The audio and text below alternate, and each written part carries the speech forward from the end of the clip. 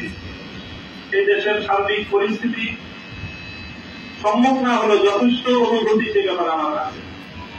তবে একটা কথা কি, অনেক সময় মনে হয় এরকম যখন ইসলাম, আল্লাহ বা রাসূল এবং আলেম ওলামাদের সঙ্গে তাচ্ছিল্যপূর্ণ আচরণগুলো যখন দেখি তখন নিজের পরিণামের কথা আর ভাবতে ভালো লাগে না, নিজের কি হবে সেটা ভাবতে আর ভালো লাগে না, যেন বলে ফেলি।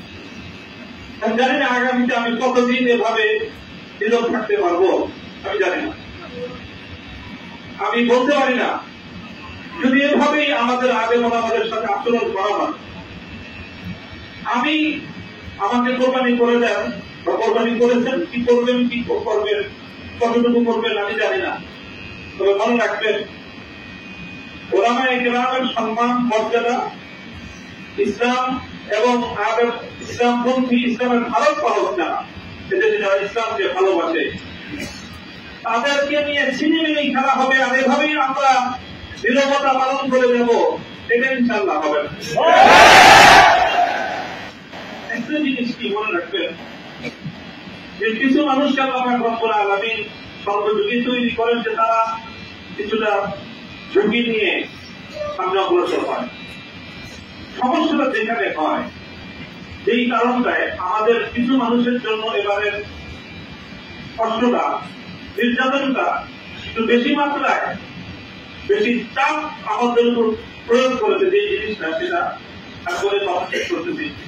অনেক সময় আমাদের মধ্যে পর্যালোচনা হতো কারাগারে যে আমরা এই কয়েকজন আমাদেরকে কি পাইল, আমাদের যে কত বড় বড় হুজুররা আছে বাংলাদেশে, কিন্তু আমাদেরকে এরকম ভাবে ধরছে কেন? তো সাকাল ভাই একটা সুন্দর একটা দৃষ্টান্ত দিতে আলোচনা হচ্ছে, আমরা এই দৃষ্টান্ত খুব পছন্দ করেছি। দেখবেন যে গাছতলি থেকে আমাদের ঢাকায়ও গরু নিয়ে যায়, বলে তবে গরু, রাত্রে 11টা 12টার থেকে ওই সববাজার, মৌলবাজার, কামতার বাজার, কালার বাজার, সব এরকম কত কত গরু গাছতলিতে আনে বিভিন্ন জায়গা থেকে। এরপরে গাছতলিতে নামায় আর এবার বাকি ভর্তি করে কাটায় নিয়ে যায়। 10টা 12টা গরু একসাথে বাঁধা থাকে। এই 10টা 12টা গরু যখন একসাথে বাঁধা থাকে, রাস্তায় দেখবেন যে ওই রাখাল তো থাকে 1-2 জন পিছনে, বাকিদের পিছনে থাকে সবগুলো ঢাকাইতে থাকে। হঠাৎ রাস্তার মধ্যখানে গিয়ে ওই পালের মধ্যখানে কয়েকটা গরু বসে পড়ে। এখন 6টার মধ্যে 3টা বসে পড়ছে, 7টার মধ্যে বসে পড়ছে ক্লান্ত হয়ে, আর বাকি 3টা তো বিপদ করতে এখনো যাওয়া। কিন্তু যখন 3টা পয়সা পড়ে, বাকি 3টার উপর কি প্রেশার যায়, ওই 3টা তখন বুঝতে পারে। 6টায় যদি তারা থাকতো, ধীরে ধীরে চলতো, তাহলে বাকি 3টাকে এই পরিমাণ চাপ তাদেরকে ভোগ করতে হতো। আমার কাছে এই জিনিসটা অনুভব হয়েছে যে আমাদের আলেম সমাজ ভাই প্রত্যেকেই নিজেদের নিরাপত্তার কথা চিন্তা করি, করবো, সবাই করবো নিরাপত্তার কথা। আমি চিন্তা করি না তা না, আমিও যদি আগে থেকে বুঝতে পারতাম যে আমাকে এরকম ভাবে তারা চাপে ফেলবে, হয়তো আমি আগে আরো ভয় পেতাম। আমি যে ভয় পেয়ে নেই তা না, আমি যে 3 বছরের এই কষ্টে যে আমি একদম খুব সাহসের সাথে মোকাবেলা করেছি সেই কথা আমি বলবো না, সেই কথা বলার অবকাশ নেই। তবে একটা কথা মনে রাখবেন, এই বাড়তি প্রেশারের কারণ হলো আমাদের মধ্যকার ওই যে 3 জন বসে পড়ছে রাস্তায়, এই জন্য বাকি যে 3 জন দাঁড়ায় আছে, ওই 3 জনের উপর তাদের 3 জনের খরচ পড়ছে, যে 3 জন বসে পড়ছে ওই 3 জনের খরচ পড়ছে, বাকি সব খরচ পড়ছে, যে ওরা সব বসে পড়ছে, তুই দাঁড়া গেছিস। এটা হলো সমস্যা। যারা অন্তত আগামী দিনে যে কোনো ভাবে জাতীয় নেতৃত্বের সামনের সারিতে আসবেন, যেভাবেই আসেন, নেতৃত্বের সারিতে আসার অর্থ এটা নয় যে আপনি হেফাজতে ইসলামের আমির হইতে হবে, মহাসচিব হইতে হবে, তা না, অথবা আপনাকে কোন সংগঠনের আমির মহাসচিব হইতে হবে, তাও না। যারা যেভাবে নেতৃত্বের সামনের আসনে চলে আসবে, বিভিন্ন বিভাগীয় পর্যায়ে, জাতীয় পর্যায়ে, আপনাদের এই কথাটা মনে রাখতে হবে যে আপনার দুর্বলতা শুধু আপনাকে নিরাপদ করে তা নয়, বরং আপনার দুর্বলতা আরো 3 জনের জন্য বাড়তি ঝুঁকি তৈরি করে। কথাগুলো ওলামায়ে কেরাম আমি বলতেছি এখানে, সবাই গভীরভাবে অনুভব করবো ইনশাআল্লাহ। আল্লাহ পাক রব্বুল আলামিন আমাদেরকে হিম্মত দান করেন, তৌফিক দান করেন এবং কথা বছর এই চূড়ান্ত 3 বছর চলে গেছে কারাগার থেকে মুক্ত হওয়ার পরে আপনাদের এই ভালোবাসা, এই যে উচ্ছ্বাস মানুষের, এটাতে আমি খুব বেশি আপ্লুত না, তবে আমার কাছে মনে হয়েছে বাবা দুনিয়ার এই 3 বছরের কারামুক্তির পর এই উচ্ছ্বাসটা কত আনন্দের। তো সত্যিকার আনন্দ তখন হবে যখন কবর, হাসর, ফুলসিরাত পার হয়ে জান্নাতে গিয়ে প্রকৃত মুক্তির স্বাদ যেদিন আস্বাদন করতে পারবো, সেদিনই হবে আসলে প্রকৃত মুক্তি। যদি আমি সেই মুক্তির কোন ব্যবস্থা না হলো, আপনাদের এই অভিনন্দন, আপনাদের এই সংগঠন, আপনাদের এই উচ্ছ্বাস 2 বছর কোন মূল্য রাখে।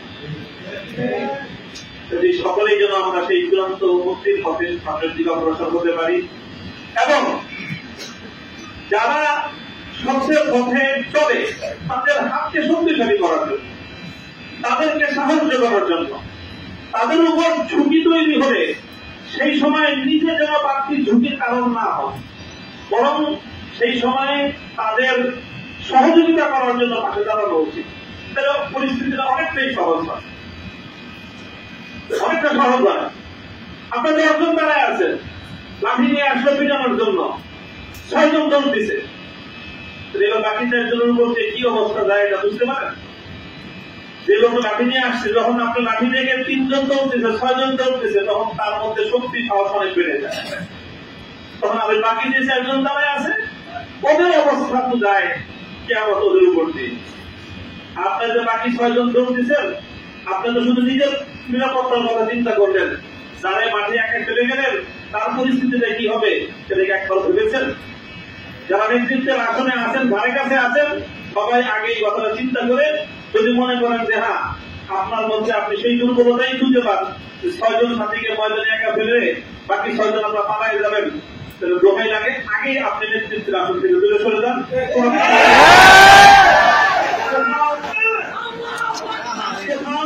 অনেক জিনিস অনেক রাস্তা আছে, আপনি ইসলাম নষ্টের জন্য ফাঁকা করেন, আমরা এখানে বাংলা থেকে বাইরে করি। আপনি আর অনেকগুলো খেদমতের ময়দান আছে, আপনি যখনই নেতৃত্বের কোন একটা জায়গায় থাকবেন তখন আপনাকে মনে রাখতে হবে যে আপনি হয় বাতিলের মোকাবেলা করবেন, আর না হয় আপনি আপনার সাথীর জন্য আরো বড় কষ্টের কারণ হয়ে যাবেন। এই কোনটা আমি হব, আপনি হব, সেটা আমাদের বিবেচনা করা উচিত। আল্লাহ রাব্বুল করে আলামিন আমাদেরকে তৌফিক দান করেন। যারা সাথীরা আমরা ছিলাম একসাথে কারাগারে থাকার মধ্য দিয়েও আমাদের মধ্যে এক ধরনের আত্মার বন্ধন তৈরি হয়েছে। আমরা আশা করি, আমি ব্যক্তিগতভাবে বিশ্বাস করি যে আমাদের এই বন্ধনটা আগামী দিনে ইনশাআল্লাহ ইসলামী নেতৃত্বের অঙ্গনে একটা সংহত মজবুত ইসলামী নেতৃত্বের উপহার দেবে ইনশাআল্লাহ। আমরা যদি সেই কাজগুলো করতে পারি, আমাদের সকলের জন্য দোয়া করব যেন আমাদের মধ্যে সেরকম একটা বোঝাপড়া, সেরকম বন্ধন, সেরকম আত্মত্যাগ, সেরকম ঈর্ষা, অন্যের নিরাপত্তাকে নিজের নিরাপত্তার উপর প্রাধান্য দিতে পারা। আবার বলছি, অন্যের নিরাপত্তাকে নিজের নিরাপত্তার উপর যতদিন পর্যন্ত আমি প্রাধান্য দিতে না পারবো, ইসলামী নেতৃত্বে ধারে কাছে থাকার কোন সুযোগ এবং কোন বৈধতা আমার নাই। আমাদের সকলকে নেতৃত্বের সেই গুণ এবং সেই যোগ্যতা দান করুন এবং সেভাবেই যেন আমরা আগামী দিনে ইসলামী অঙ্গনের জন্য একটা নেতৃত্ব তৈরি করে পরিস্থিতি, আমার আগে বলেছেন মাহফুজুর হুজুর বলেছেন যে আমাদের পূর্বসূরীরা যেই পর্যায়ে নেতৃত্ব ছিলেন, অথচ পরিস্থিতি বর্তমানের চেয়ে আরো সহজ ছিল। আর সেই তুলনায় এখন আমাদের রুহানিয়াতের যে অবস্থা, আধ্যাত্মিক যে অবস্থা, আর সেই তুলনায় পরিস্থিতির যে ভয়াবহতা আমাদের জন্য পরিস্থিতি অনেক জটিল করে দিয়েছে।